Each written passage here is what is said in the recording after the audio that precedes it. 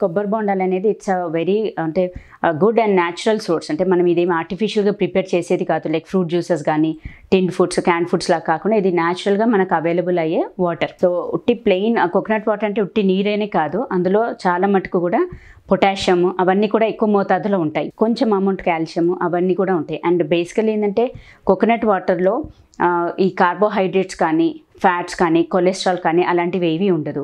And coconut water ఏంటంటే అది rich sources, అంటే టెండర్ కోకోనట్లో rich sources of potassium, magnesium plus multivitamins and nutrients అంటే థైమిన్ కానీ, పిరిడాక్సిన్, ఫోలేట్ అండ్ ఇవన్నీ కూడా ఎక్కువగా ఉంటాయి.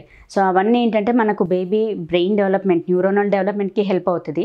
ఎట్ ద సేమ్ టైం మదర్స్లో ఏంటంటే మెగ్నీషియం లెవెల్స్, పొటాషియం లెవెల్స్ మంచిగా అంటే తగు మోతాదులో ఉంటే ఏంటంటే వాళ్ళకు బీపీ వచ్చే ఛాన్సెస్ చాలా తక్కువగా ఉంటాయి.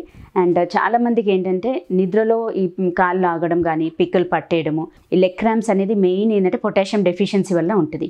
సో బేసికలీ కోకోనట్ వాటర్ తీసుకోవడం వల్ల ఏంటంటే మనకి ఇవన్నీ కూడా తగ్గించుకోవచ్చు.